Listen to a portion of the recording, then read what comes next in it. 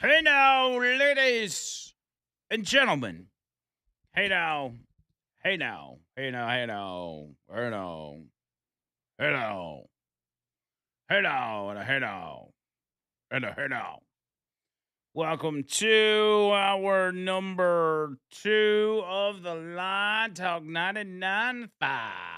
Talk995.com. Andrew McLean, who.com, where you can get all my stuff and my things, such as this show, the archived episodes.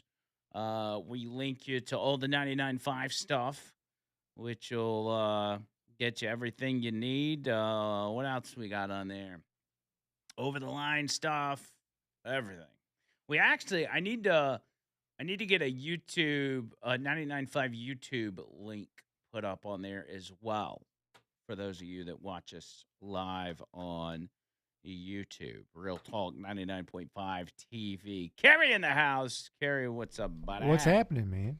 Man, just surviving, dude. Yeah, it's kind of cold, a little bit. Kind of cold. Just kind of cold. Kind of cold. It's a lot cold. Yeah. I don't like it.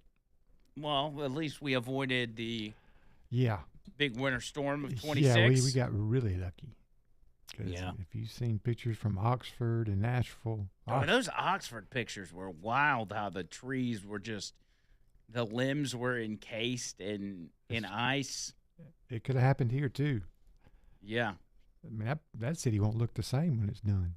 I mean, trees falling over. It looks like a tornado went through Yeah, there. it really does. Uh, It's pretty sad. yeah. I blame Kiffin. Yep. If Blame he ever hadn't, since. if he hadn't left, it wouldn't have done that. Ever since he left, it's just been chaos. Yep. By the way, have you seen all the? Speaking of Lane Kiffin, did you watch any NFL over the A weekend? little bit. I did. Yes. How stupid is a Patriots Seahawks Super Bowl going to be? It's gonna be boring. You think? Yeah. I mean, I feel like we just need, I don't know. Everybody kept getting bent out of shape over the fact that the Chiefs kept being in the Super Bowl and everything else. And I'm like, yeah, well, guess what? Now this is what you get. right. You got what you wished for. You got us out of the Super Bowl, and now this is what you got. Stupid Patriots. I don't know of any. Is there any like side stories? Is there any sort of like there's nothing. Well, it's the first time the Patriots have been since old guy left. I mean, pretty boring, but good for the betters, I reckon. I guess. But yeah, so did you hear the story about Dabo Sweeney and Oh yeah, Ole Miss? called his ass out. That was pretty crazy. At first, I was like, "Why would you do?" Then I started going, "You know what? I'm glad he did." Yeah. I mean, So the storyline goes, for people that don't know, not to get too deep into sports, but so the Clemson had this quarterback whose name was what was it, Levi something, I can't remember his name. whatever his name was, Luke. It was Luke something. Right, he was already enrolled. He was already enrolled, signed with Clemson. Apparently, the fact that it's this big whodunit now, I imagine he's a good quarterback, a Yeah. highly touted quarterback. And so he's locked into Clemson. And then all of a sudden, Pete Goling calls Ole Miss's new coach, starts reaching out to this kid, Yeah, him or his people or whatever, and they say, "Hey, if you'll dip out, like it was like the last day of the transfer portal. They're like, hey, if you'll just go ahead and turn your back on Clemson, we'll give you this, this, and this. We'll give you, we'll give you $2 million, this, that, and the other." And it ultimately results in that kid just on the last day saying, "Nope, I'm going to go in the transfer portal. I'm going to Ole Miss." at least he thought he was. So is he not now? I haven't heard if he ever 'Cause decided. I hadn't followed. I think he decided to stay, but I could be wrong. Because only thing I know about is what Dabo Sweeney said at that press conference. And he said their last contact with him, they went to his apartment. Because he's already living there. Yeah, because he's already on campus living there. They go to his apartment. He's outside in his driveway, and they're like, "Hey, what's the deal?" And he's like, "I'm going in the transfer portal. I'm going to Ole Miss." Lordy. And so, the reason that's a big deal is because it's the contact that Ole Miss was having with this kid was not permitted, from what I understand. And so Dabo Swinney is turning Ole Miss into the compliance office. Which is a joke, really. Yeah. And does that get them in trouble? I don't know. I mean, because they've created this wild, wild west in college football, it's like, are they even going to do anything? I mean, it's kind of like they've created this. They've created all these loopholes that are being taken advantage of. And until they fix it and tighten it up, I mean, can you really punish anybody for doing what they're doing? I don't see how you could say stop, maybe. Yeah. But, the NCAA is on their way out anyway. I don't see them being around, at least over college football, for very much longer. Yeah, they've been a nightmare. Because, what do they do? What's their role? Nothing. And then it's been announced that they're allowing sponsorships on the jerseys now. Yeah, and then allowing kids. Some kids get what? I saw some kids getting an 8th year eligibility. 8 years. I mean, if you're not good enough to be in the pros by now, that's crazy. I don't really like the idea of sponsorships on jerseys, though. Not really. I think it's going to be ridiculous. I would think Alabama fans would be highly upset by that because they're such traditionalists when it comes to uniforms. Yeah, I don't see that on Alabama uniforms. You don't think they'll allow you don't think that they'll allow sponsorships on the Alabama uniforms? I don't know. I bet you they will. I mean, who's getting the money? Each kid? The school? I don't know. Probably the school. I mean, how much does it cost? Maybe we should get one. put a line logo on the jerseys. I mean, it can't be too much, right? And is it that they all have to wear the same advertisement, or does everybody get to pick their own? Well, it depends on who sponsors the kids. Like you can have, So are they going to sponsor individual? Surely they won't do individual players. But say Burger King wants to be the sponsor of Alabama jerseys, but some kids being paid by McDonald's $2 million to be a spokesperson. He can't have him wearing a Burger King jersey. Boy, that would be awkward. So, a lot of things to figure out. I mean, isn't that crimson red jersey with a big green Regions Bank logo on it gonna look good? It's not. It's not. It's gonna look ridiculous, man. Y'all gotta chill, dude. I mean, with as much money that's flowing through college football, why do they? I mean, it's almost as if they're acting like they're broke and they've got to find all these innovative ways to make more money. It's all about the Benjamins. And listen, I'm in a business where, we run on advertising. Like, if it weren't for advertising, we couldn't do what we do. But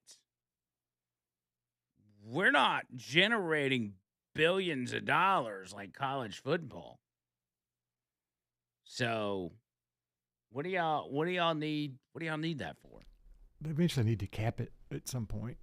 Cap it. Get away. Don't do we're going to have teams out there looking like damn NASCAR drivers. I mean, when it's gonna be so you're not gonna be able to tell who's who. You're not gonna be able to tell who's on what team. When you can make more money in college football, $4 or $5 million staying in college football than you would if you went pro as a rookie.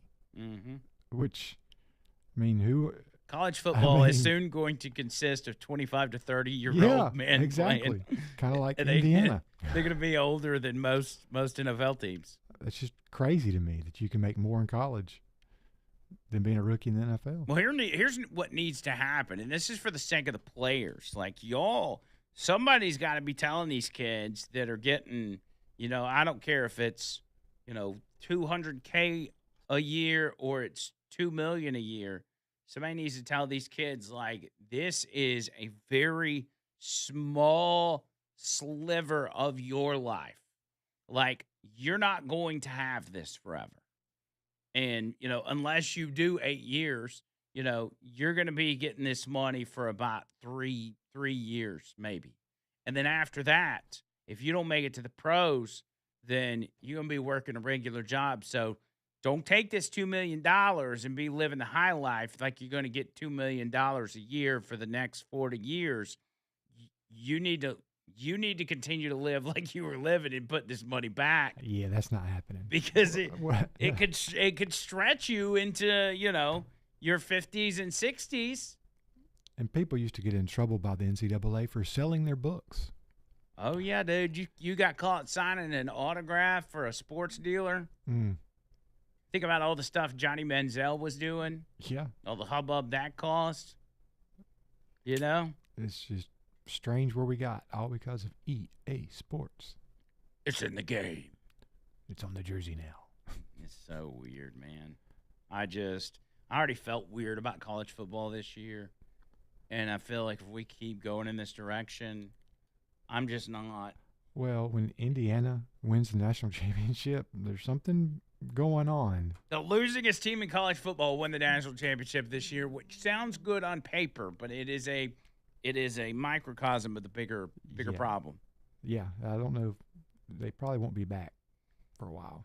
Who, Indiana? Yeah, I mean. Well, I don't know. I mean, they could, take all those 26-year-olds on the team and give them another year of eligibility. I think their quarterback had a lot to do with them winning too, and he's gone. So.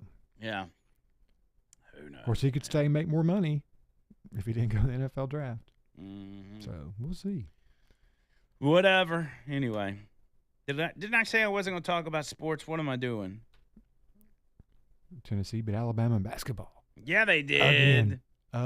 Again. They got a pro player on their team, didn't they? Yeah, they do. Tell me what the deal with that is, because I didn't fully understand it. Well, Saturday night there was the UFC fight, which I was watching that, so I didn't really watch the game. But my dad texted me and told me Tennessee won. What's the deal with the pro player? He was on Alabama's team 3 years ago. He left 3 years ago. 3 years ago.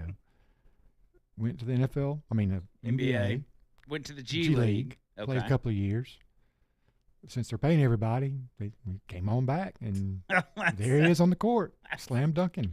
It's so stupid. Didn't help him much. It is so stupid.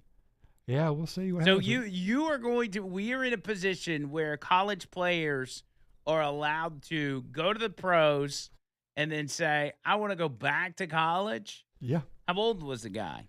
I mean, he's probably 23. 32? I mean, could be. I think Memphis has got a player like that too. Oh, my God. Why are they ruining our sports? I mean, it's just great. I don't understand it. I don't know where it's going to go from here. Downhill. Yeah. Unless somebody. We're all going to have to find a new hobby in the fall. We're all going to be freaking knitting and playing cricket. Ooh, cricket. That's a fun game. We're gonna be crocheting during football season. I don't know if it's gonna be that bad, is it? It's heading in that direction. I mean, I could have crocheted me a nice sweater to wear today. It'd be nice. Probably time to pick up some disc golf. Find a new hobby. Or play real golf. We should do that one day and document it. Real golf, or me and you. Let's do it. Yeah, real golf. Let's do it. We could do that. I gotta get some clubs though. I don't have clubs anymore. I got an extra set you can borrow. Do you? Oh yeah. Are they good clubs? I mean, they're okay. I mean, I'd been running off yard sale clubs for years, which I had some decent ones, but yeah, if you got some, that'd be good. I mean, yeah, I've got a couple of pair that sets. Excuse me. I need to get a putter because I got one of those putting greens for Christmas too. Oh, really? That I haven't used yet, so gotta get on top of that. That's where you lose your strokes. Putting. Yep. All right. Let's hit this break. I'll get some of your phone calls as well. But before we started this hour, or last hour, what I was talking about was Bill Clinton's statement on Minneapolis. I want to give you that. I want to give you Barack Obama's statement, and I want to keep going in that direction to show you that these people are doubling down. They want more of what you saw over the weekend. That and much more right after this.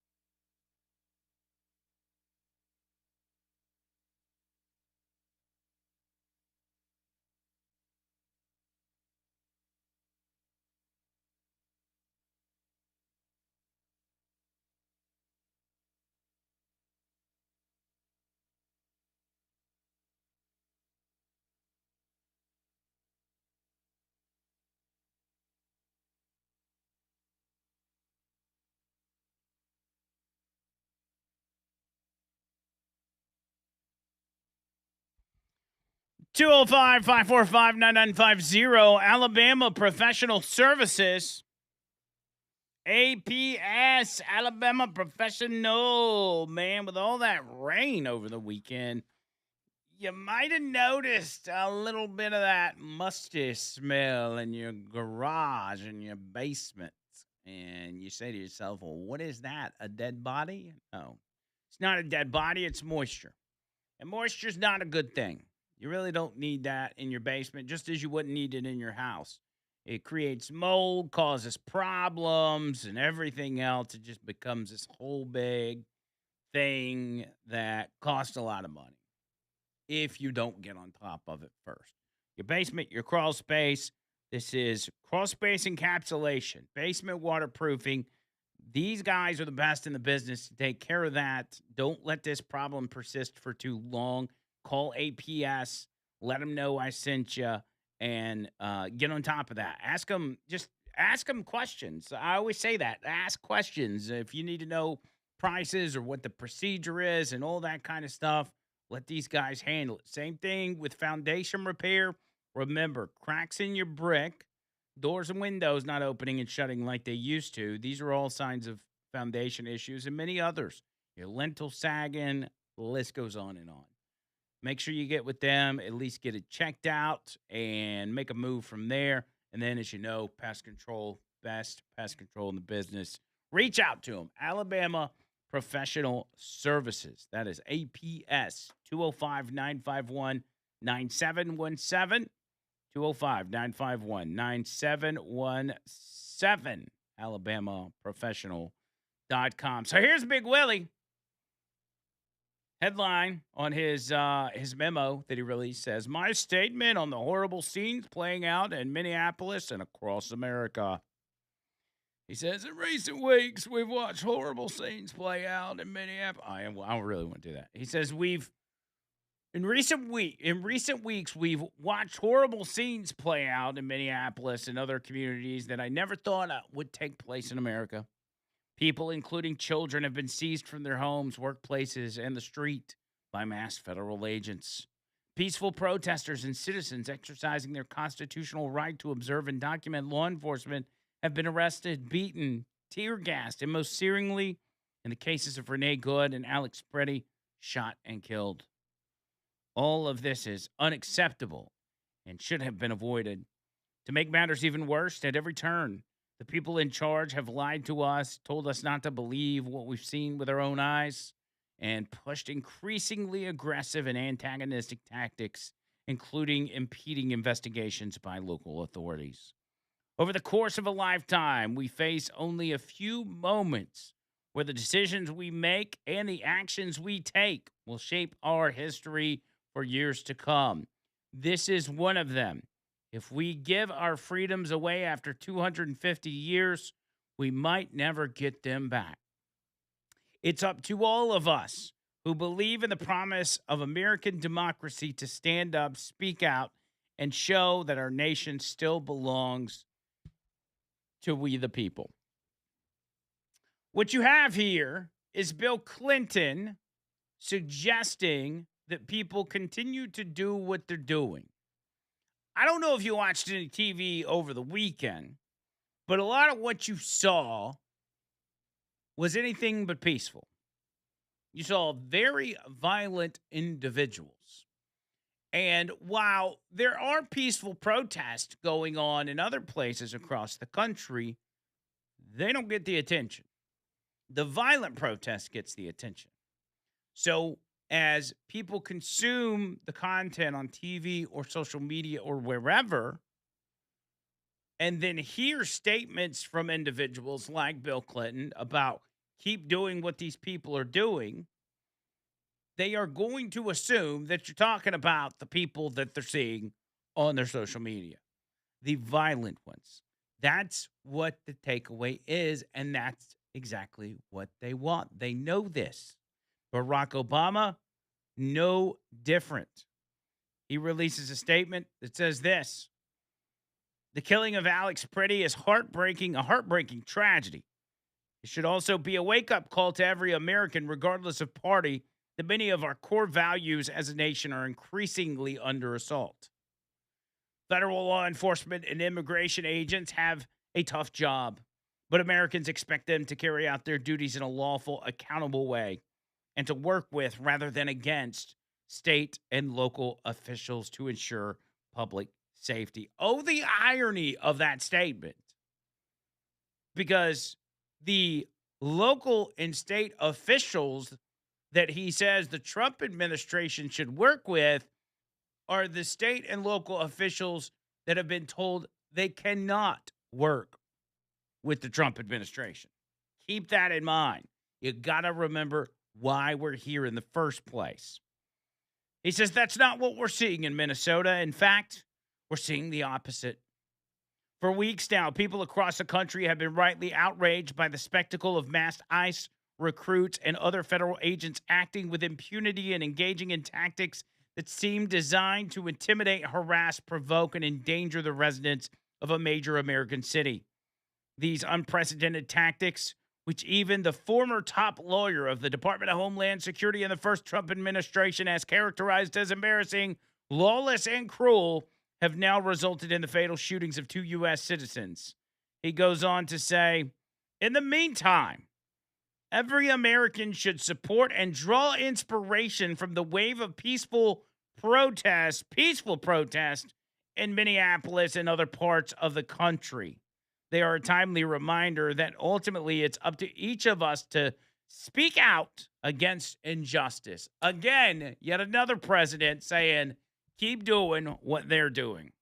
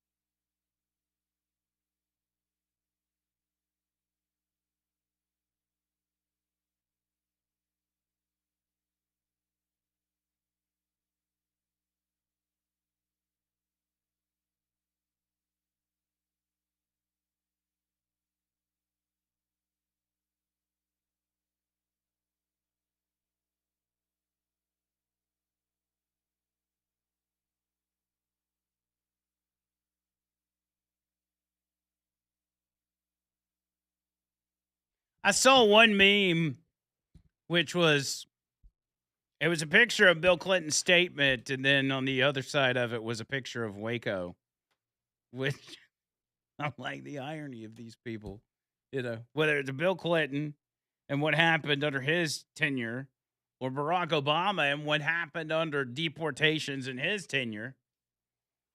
It's just it's precious to watch these individuals speak out on this. And I want to get further into it, but first we got to talk about what's coming up this Friday.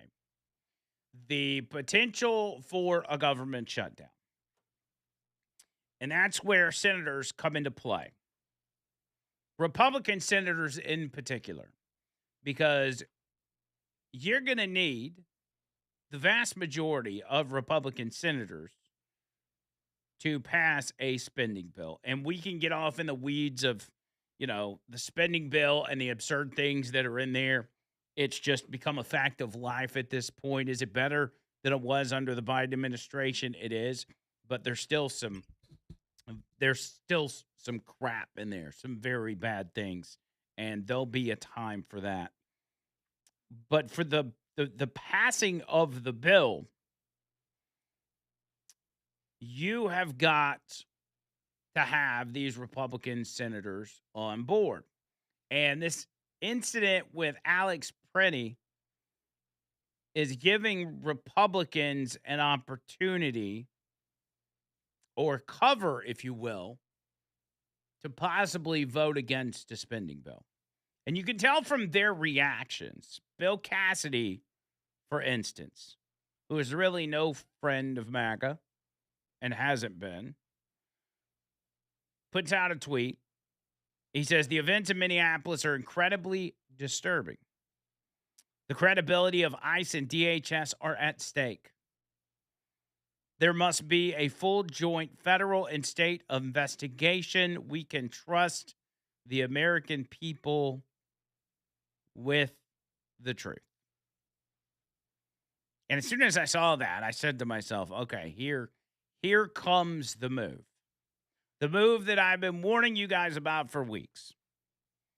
What Democrats are going to demand, and will find some Republican support with, is that they don't want DHS funding in the bill, or at least a dramatically reduced or ratified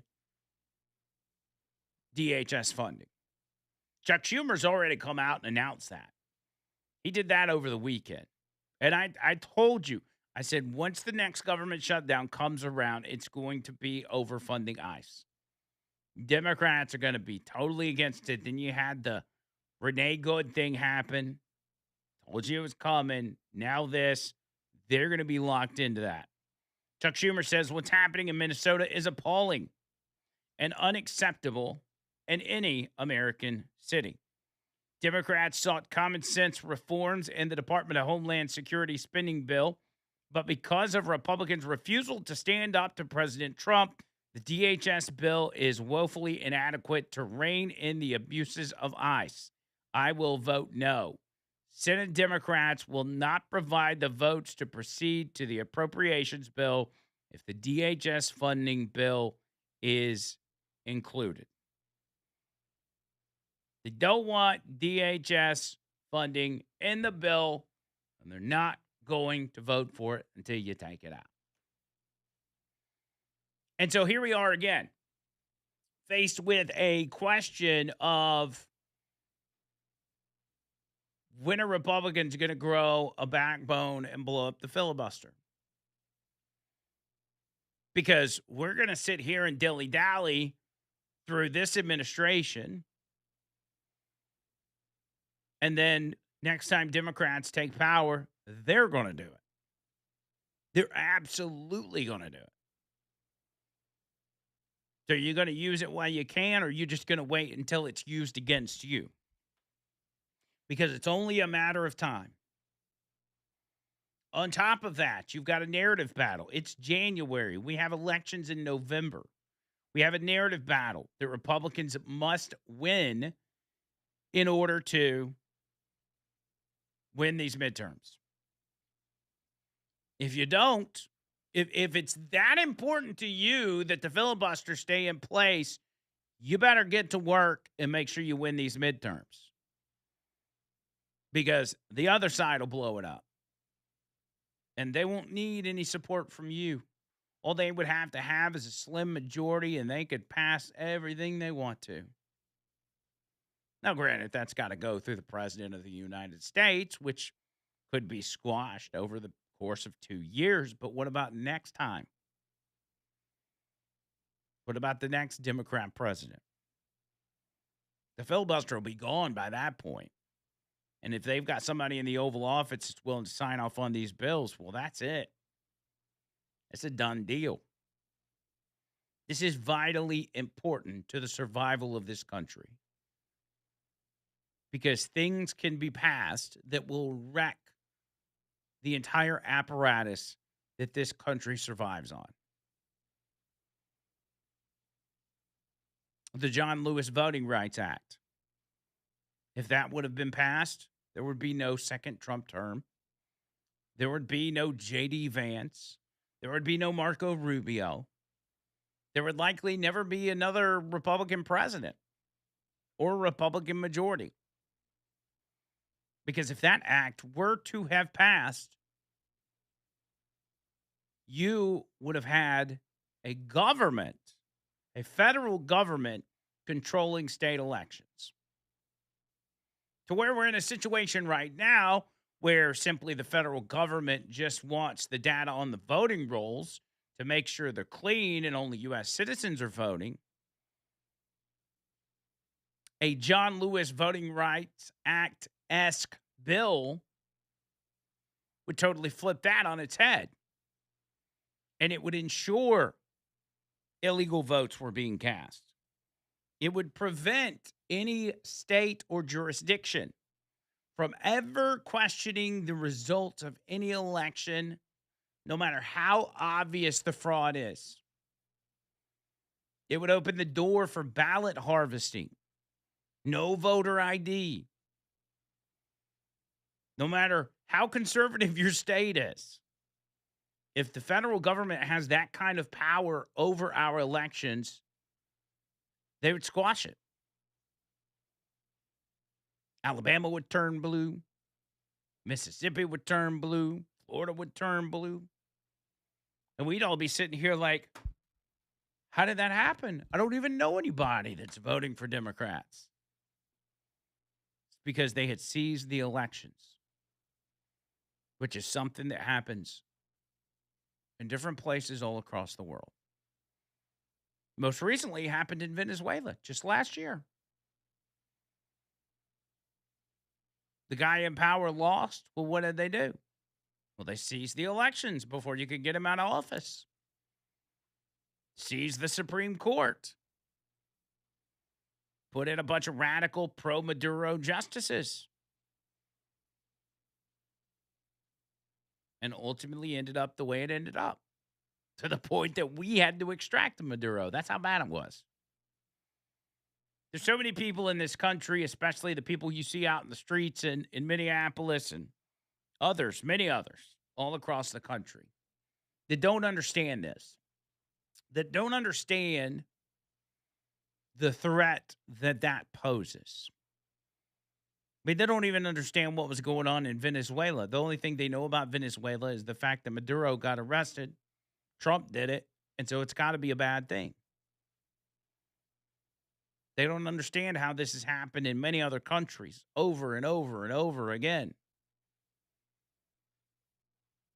These are the people that will just roll over and allow the government to take all their freedoms, even though they claim that's why they're out here in the streets. They don't understand. They're brainwashed. They're also falling for a trap that is as old as time, which is a communist playbook, a very organized type of protesting that looks so appealing that those on the outside of the organization ended up end up coming into the protest, and the number grows, making the protest bigger and bigger and bigger and bigger. And the bigger it is, the better it is for the communists that are just trying to destroy our country. Why? Because it's all about optics. Optics. The optics of this sways public opinion. And that's what every bit of this is about. If you can sway public opinion, you can accomplish almost anything. And that's what they're attempting to do here. And in order to stop that, some of these officials in the Trump administration are going to have to pull up their bootstraps and get to work in a no-nonsense type of way. You cannot let this stuff drag out. The longer you drag it out, the more the left is going to use it as ammunition against you and use it against you in the midterms. The news moves fast. Ever since Donald Trump came into the office, this stuff moves at a breakneck speed. But if you don't keep moving, if you don't keep accomplishing, if you don't keep moving on to the next thing and solving the next problem, they'll crush you in the midterms.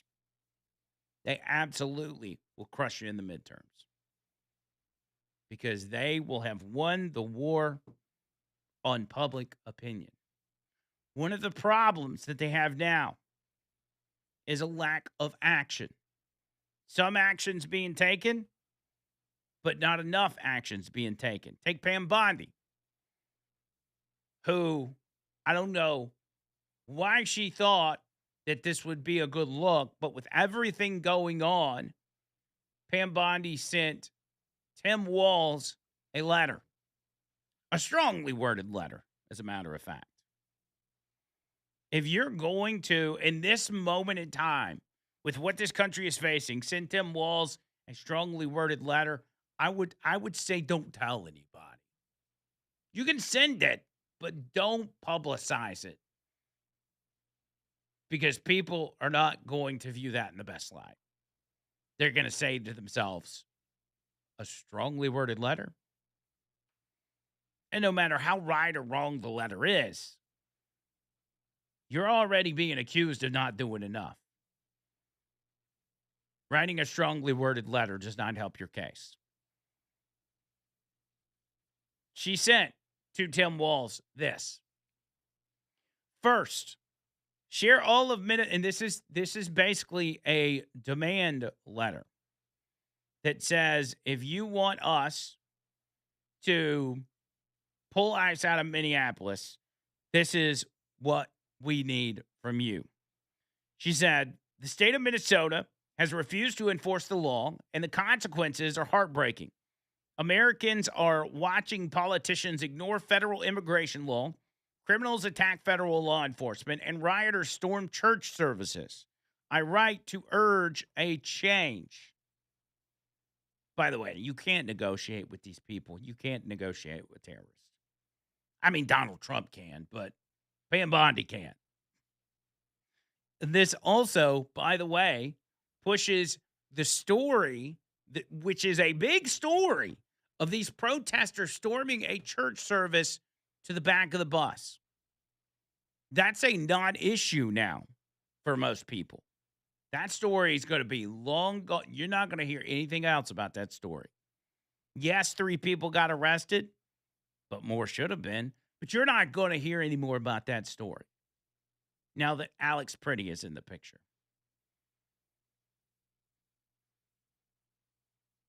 The court of public opinion, the narrative battle. She goes on to say,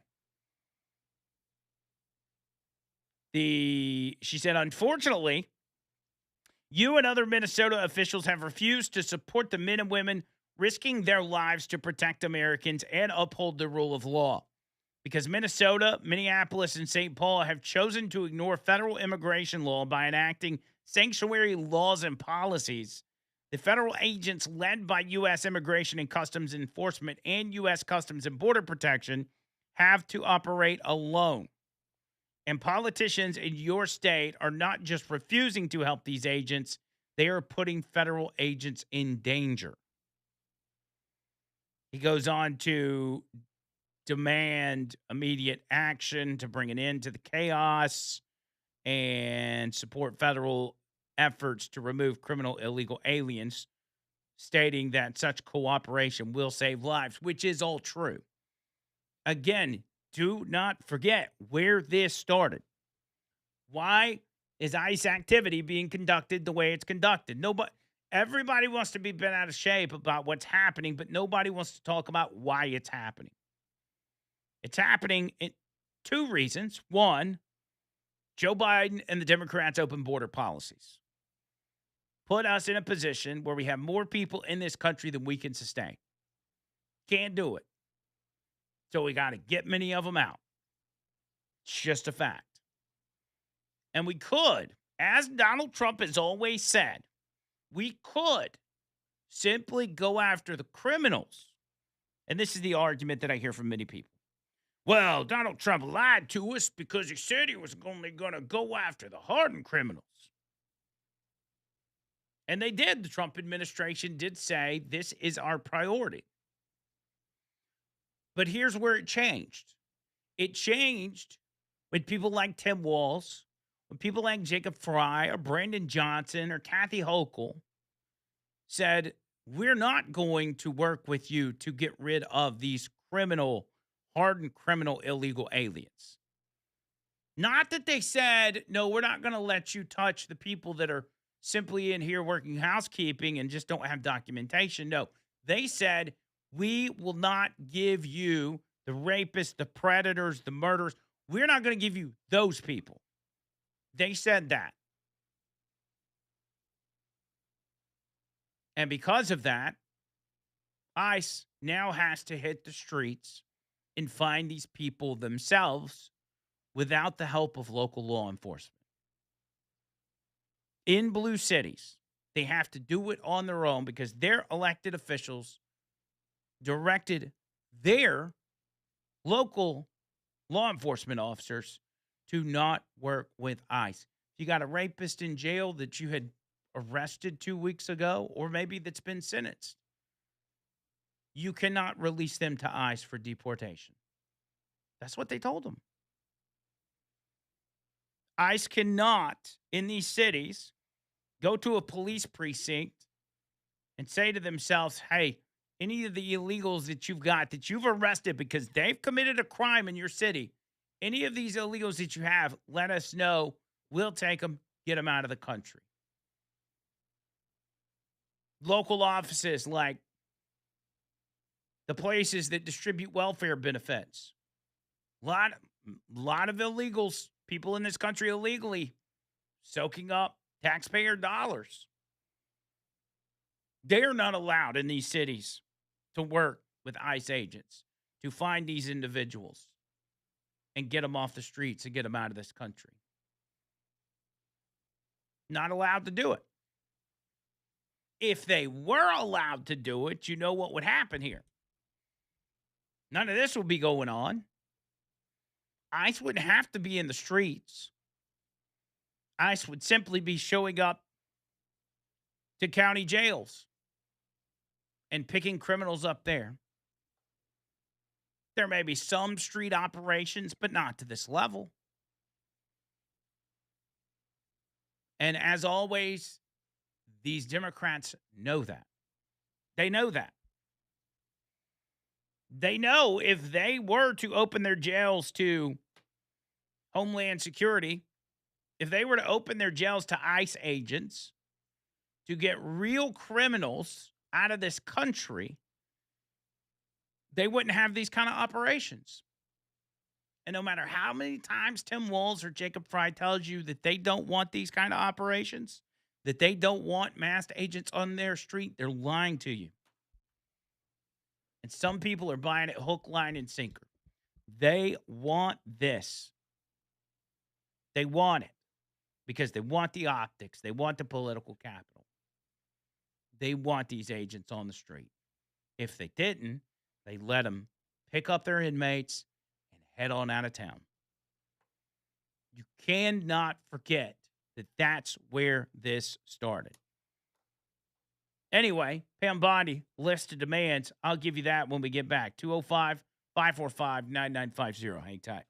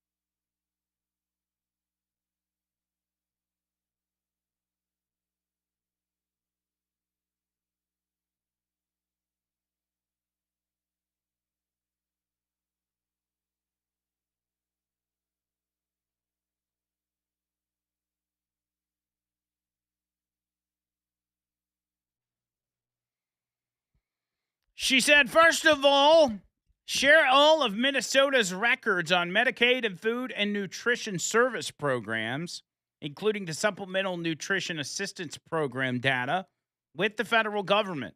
Allowing the federal government to efficiently investigate fraud will save Minnesota taxpayers money and ensure that Minnesota's welfare funds are being used to help those in need, not enrich fraudsters. This would, and I will defend her ideas, but I'm not going to defend the strongly worded letter because, again, that's bad optics. It would help ICE identify illegals and where they are.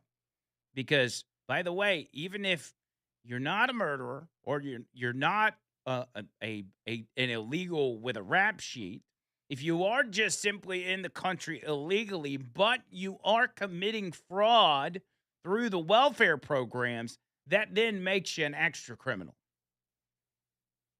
And so you've got to go. If you are committing fraud against the U.S. taxpayers and you're illegal, you definitely got to go.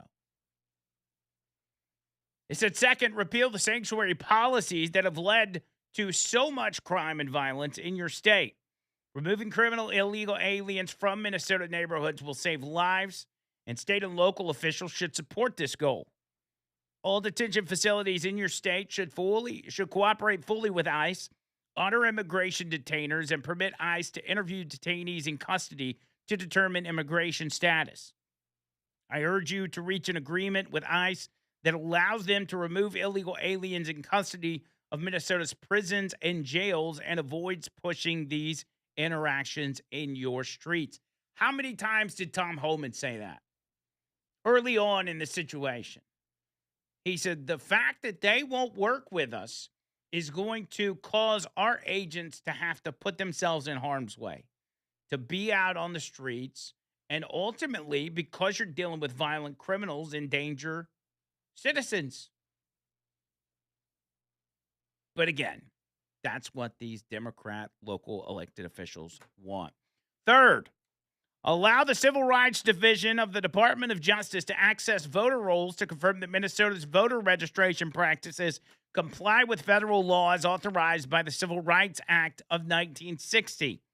Fulfilling this common sense request will better guarantee free and fair elections and boost confidence in the rule of law.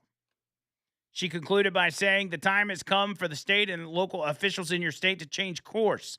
As the chief law enforcement officer of the U.S., I'm committed to enforcing federal immigration laws and keeping every American safe. Minnesota can and should partner with this administration. Do not obstruct federal immigration enforcement. Do not allow rioters to take over streets and houses of worship, and do not hinder officials from investigating financial fraud and violations of election laws. This would keep ICE off the street.